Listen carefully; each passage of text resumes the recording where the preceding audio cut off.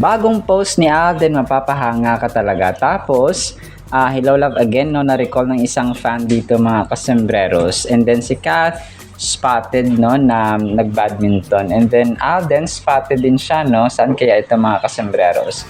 Yan at marami pang items sa vlog na ito. Unahan ko ito, may isang nag-post kanina ng achievements, no, at saka awards, recognitions at estado ngayon ni Alden mga kasembreros sa industriya ng showbiz. Hindi ko lang alam kung parang AI or something, pero boses siya ng babae, no, mga kasembreros.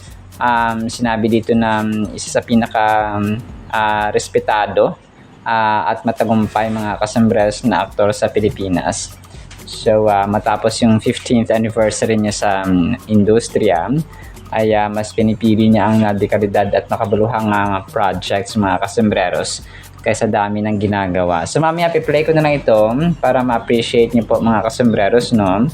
And mga Kath Dinatics. Tapos si Kath kanina ay nag-badminton siya mga kasembreros, no? Sabi niya dito, kamayan niyo ako, good job, congrats players. Tapos sa picture. Yung nakatag dito ay I'm Kim Con. Tapos si Bernardo. So hindi ko na alam kung si Kim ay isa sa mga players na ito mga kasembreros or mga long time friends ni Kath mga kasus. Bago rin yata ito no? Kasi kakapost lang kanina. Wala na ako nito sa file kung matagal na ito or repost. Pero palagi ko matagal na ito, bago ito mga kasembreros. So wala man si Kath, pero narinig natin yung boses niya na good job, no, good job na something like that mga kasembreros. So ito po ay si Kath mga kasembreros, no, na kinongratulate yung dalawang badminton players. Tapos kanina nag-post dito ang isang fan. Grabe nakaka-touch ito mga kasembreros. Ito po ay nung time na na pangako sa pa ni Kath. Tapos ang post niya dito kanina ay si Maggie Villaflores. Sabi niya 11 years ago, pangako sa iyo days, di basta makakapasok, buti na lang sinama kami ni Teddy, ni Tito Teddy. Please follow me. So ito po ay post ni Maggie Villaflores, no, mga kasembreros. Tapos mga pictures dito ni Kath nung bata-bata pa siya, of course, no, during pangako sa you days mga kasembreros. So dito ay kasama rin sina Papa Ted. So sa set mismo ito ng pangako sa iyo mga kasembreros. So talagang na-repost niya kaganina mga kasembreros yung picture niya together with, or pictures with Kath, Mama Min, sina Papa Ted din po mga kasembreros, no, at iba pang production staff doon sa pangako sa iyo. So ang cute lang, no, kasi na-recall niya mga kasembreros yung matagal na nakatago sa 11 years ago pa mga kasembreros ito. Tapos ang kulit nito, no, sabi niya pinost ni 0718, no, kagabi kanina mga kasembreros. I was so obsessed with Alden Richards that my boyfriend looks like him. Tapos yung boyfriend niya, si Alden din naman, na nakahiga sa kama mga kasembreros, nakakagising ng kunwari.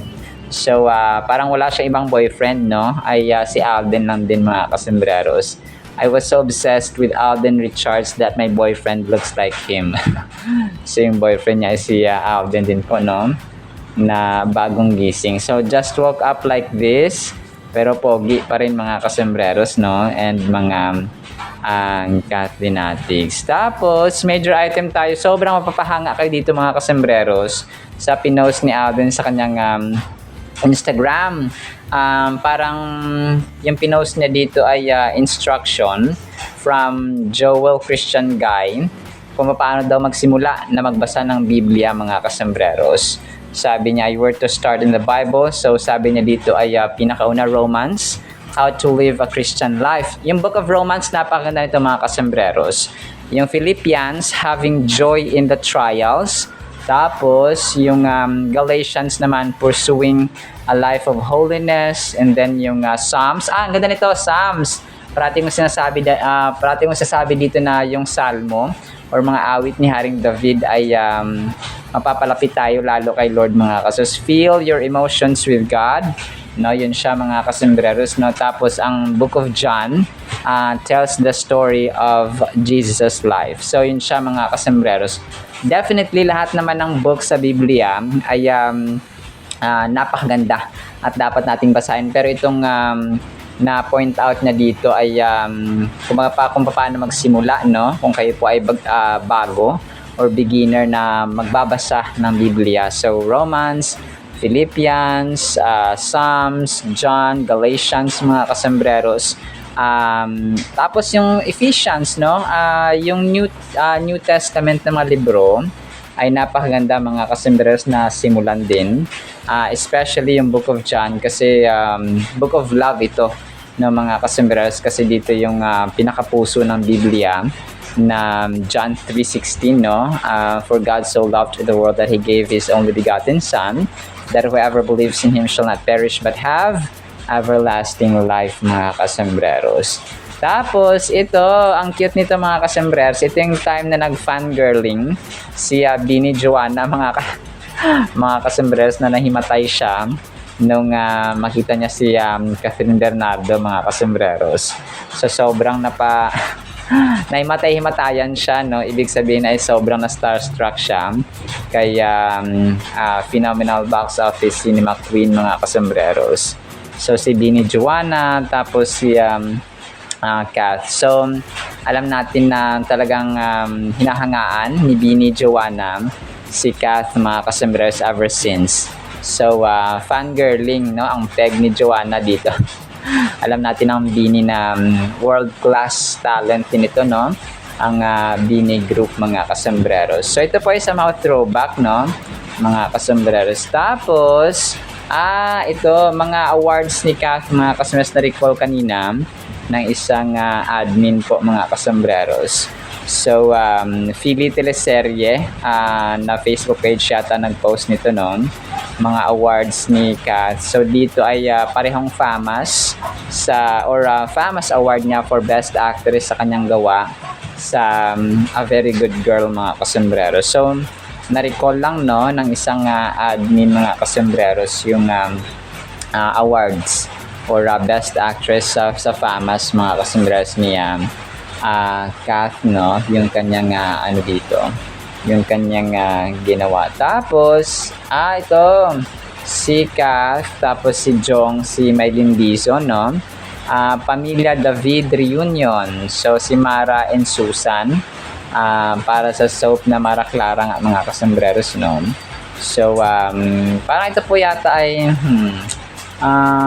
parang may event yata ang ABS-CBN dito, parang Christmas party yata or something, mga kasembreros. Tapos ay nagkita-kita ang dating Mara Clara cast, mga kasembreros, the remake, no, sa time ni na Kath and Julia Montes naman bilang Mara at saka si Clara.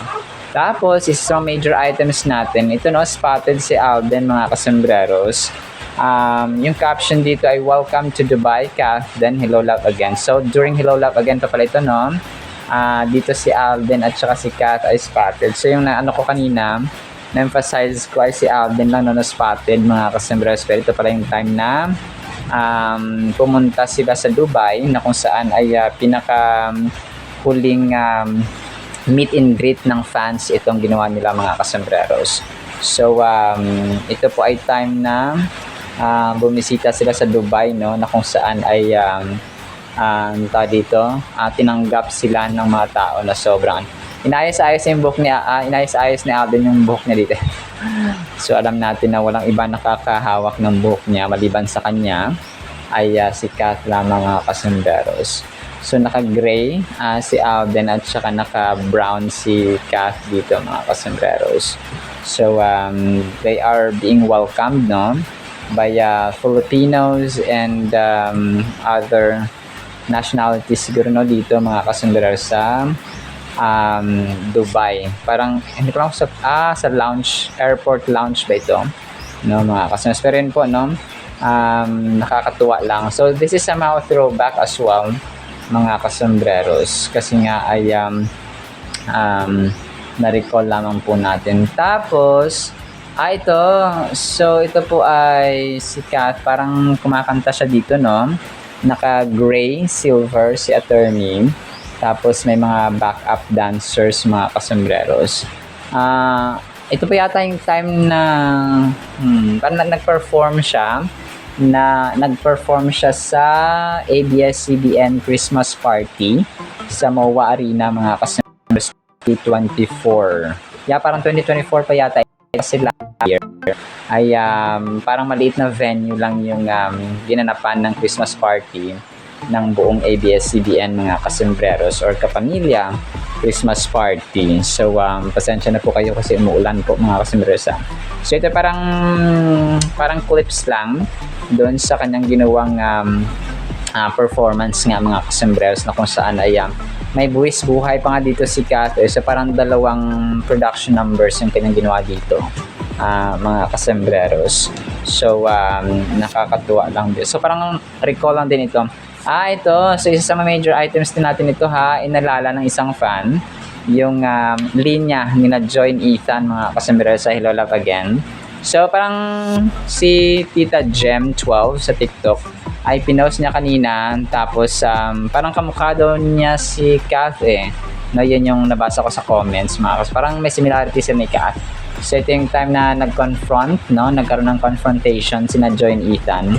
So parang sasabi nila, wow, sabi niya gaano pa kayo lapit mag-uusap at pati yung amo niyo kumapit na sa iyo, no? Sabi niya gano'n, mga kasos.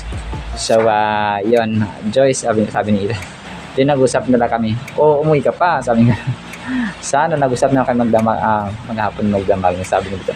So try kong play ito, mga customers, para ma-appreciate niyo po, no? Yung kanyang or yung boses ulit na Joy and Ethan. Tapos sige, ito last item natin, mga kasombreros, sabi niya dito ay the smile, no? Here's another reaction from Alden Richards, no? Ito ay part pa ng black screening ng Hello Love Again, mga kasombreros. Tapos ang cute kasi yung phone ng mismong fan na kumuha ng video kay Alden ay yung picture niya sa likod ay Kath din, mga kasombreros.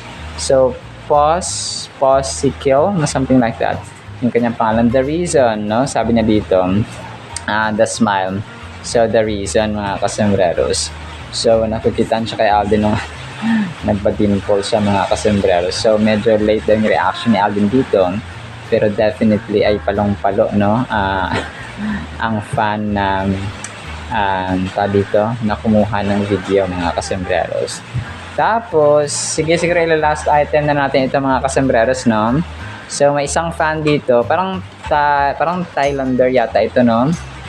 Nagkakaroon sila ng shoot or ganap or laro dito sa color game ng Casino Plus, mga kasombreros. Dito si Alden ay ang kulit ng music background yung palagi, no, nina Kath and Alden sa Hello Love Again, mga kasombreros, yung kanyang music background dito. So dito ay parang part siya pala ng ng production team ng Casino Plus, mga. So starstruck moment, I'm this close to Alden Richards. So sobrang lapitan niya kay Alden Richards, no, mga kasombreros. Hindi ko na alam kung Thai ito na nag-fanboy siya, mga kasombreros, no. Kaya phenomenal box office cinema king. Pero ito is somehow throwback din po, mga kasombreros, na kung saan ay gumagawa ng shoot or palaro si Sophie, mga kasombreros. Alright, so yun naman sa ating Kathleen items, pero ipi-play ko po ito, mga videos ni Alden. So maging tong isa siguro, no, nung Hello Love Again, para appreciate po ninyo, mga customers. And then pakinggan natin ang napakagandang salita po ng Panginoon. Isang pinagpahalang araw po sa bawat isa. Si Alden Richards ay patuloy na namamayagpag sa showbiz ngayong 2026 at mas pinagtitibay pa ang kanyang pangalan bilang isa sa pinakarespetado at matagumpay na aktor sa Pilipinas. Matapos ang 15 taon sa industriya, mas pinipili niya ngayon ang dekalidad at makabuluhang proyekto kaysa dami ng ginagawa. Sa telebisyon, balik prime time si Alden sa GMA Network na may mga bagong serye at espesyal na proyekto na mas mature at mas malalim ang tema. Bukod dito, bukas din siya sa streaming platforms, patunay na sumasabay siya sa pagbabago ng entertainment industry. Sa pelikula, isa sa pinakamalaking milestone niya ay ang paglahok sa isang international film project kung saan hindi lang siya aktor kundi co-producer rin.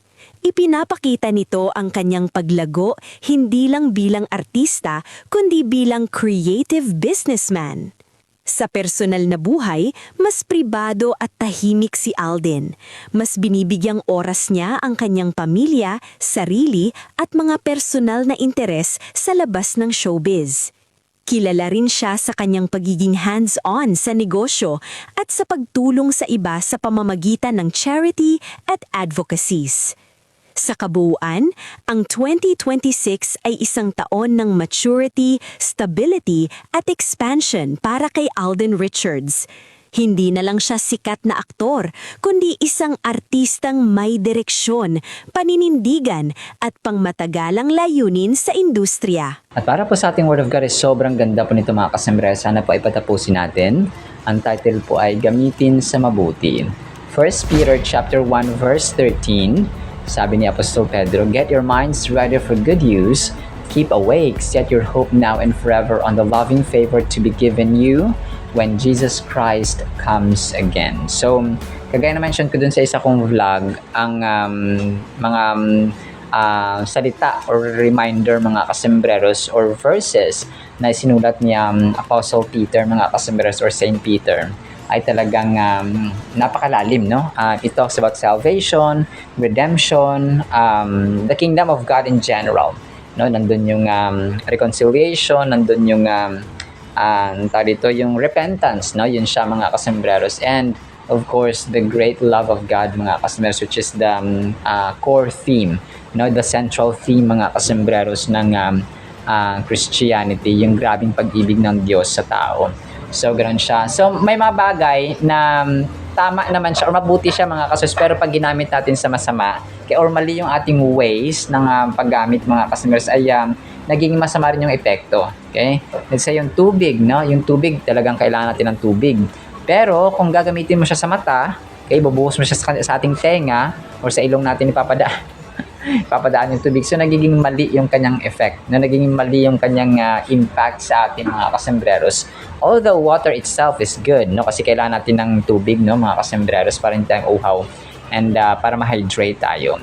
So, mga bagay na talagang yung gamit niya ay nandun lang mga kasembreros. Yung gunting, okay? Ang gunting or scissors ay bakit na kailangan gamit pa para magputol.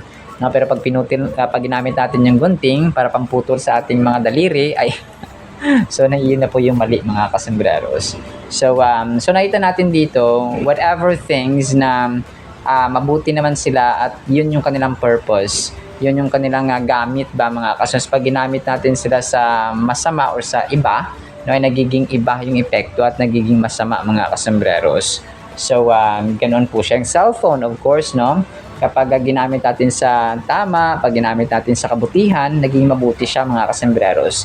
Pero pag ginamit natin sa masama, no, mga kasembreros, kung ano yung pinapanood natin dyan, at ginagawa natin, nagsusugal tayo gamit ang cellphone or so on, or may kabit or kirida tayo gamit ang cellphone, so nagiging mali na siya mga kasembreros.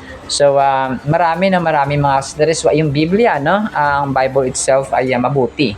Because of course, this is the powerful Word of God mga kasembreros. Pero pag ginamit mo ito para pang-condemn, para pang-judge sa ibang tao, no, you're sharing the gospel na may judgment, no, parang ikaw na yung nagiging hukom, parang ikaw na yung nagiging condemnator mga kasembreros, na ikaw na yung taga-condemn or taga-kondina mga kasembreros sa tao using the Word of God. So hindi na rin po siya tama because we should share the gospel with love, truth, and humility mga kasembreros. So, ganoon po siya, no? Dito sinasabi niya Apostol Pedro na yung ating mga isipan, no, yung ating minds ay dapat handa, no? Handa tayo sa paggamit nito sa mabuti na purpose. Ang tao, no, ito, no, talagang literal ito mga kasembreros at saka talagang nangyari sa ating buhay. ang buhay ng tao, di ba? Tama. At saka kasi we were created out of love, no? Ginawa tayo ni Lord, mga kasembreros. Out of expression of love tayo ng Panginoon, mga kasembreros. So hindi niya ginawa ang tao dahil naiinip lang siya. Hindi niya ginawa ang tao dahil out of puot or galit. Galit na galit ako kung gagawa ako ng tao. So hindi po, mga kasembreros. Naiinip ako or parang boring, no? Gusto ko nga gumawa ng tao. So hindi po, no? He wanted an extended family.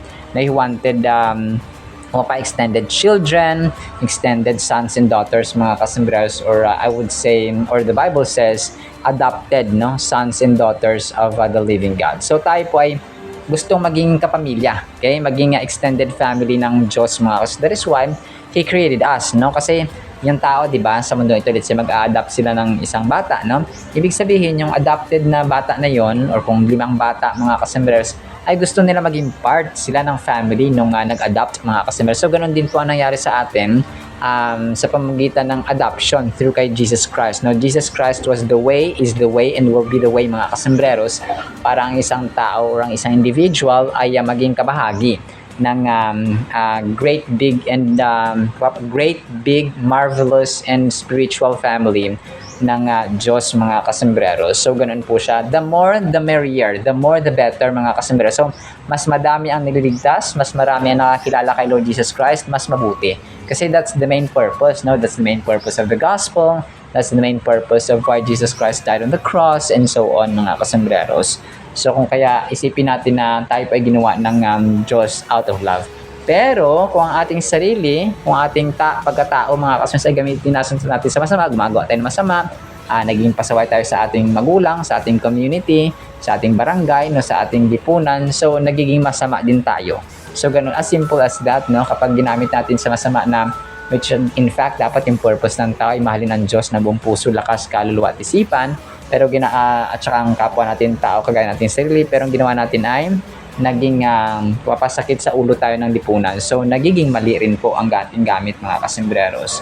So ganun po siya. Kung kaya anyone na tama at saka mabuti yung purpose kung bakit ginawa, pero ginamit naman sa masama, ay nagiging masama siya, mga kasembreros. So sabi pa niya dito ni Apostol Pedro, sabi niya, set your hope now and forever on the loving favor to be given you and when Jesus Christ comes again. So may pangako, no? Meron din actually promise dito na binigay si Lord, mga kasembreros, through the Apostle Peter, no? Or Saint Peter, mga kasembreros. So kapag bumalik to si Lord Jesus Christ, kapag tayo po ay umasa, no? We set our hope, mga kasembreros, kay Lord, ay talagang may favor, no? Meron siyang loving favor. May pangako na nag-aantay sa atin, mga kasembreros, only if we put our trust and hope, mga kasembreros, sa ating Panginoon Diyos. In this verse, the Apostle Peter is encouraging us to prepare our minds and hearts for action. It calls for a readiness that is both mental and emotional. So, may mga tao kasi na mahina, no, yung kanilang emotional aspect, yung mental aspect, kasi parati nating isipin na ang aspects ng tao, hindi lamang tayo nabubuhay sa pera, hindi lamang tayo nabubuhay sa pagkain, material. Now we have social aspect, we have mental aspect, we have financial aspect, we have relational aspect, we have spiritual aspect, which is the most important aspect ng buhay. Kung pa, yung compositions natin, hindi lang iisa. Okay? Kagaya pag nagluluto tayo ng pagkain, pag nagluluto tayo ng adobo, hindi lang toyo ang hindi lang toyo ang sangkap ng mga kasembreros. So merong mantika, of course may manok, no, merong suka, merong vetchin or anumang seasoning mo diyan. May dahon ng laurel or kung anumang pampabango natin, may garlic and so on. So parang ganoon. Ang compositions natin, mga kasus bilang tao, ay ganoon din po, no? Hindi lamang tayo nasa physical, no?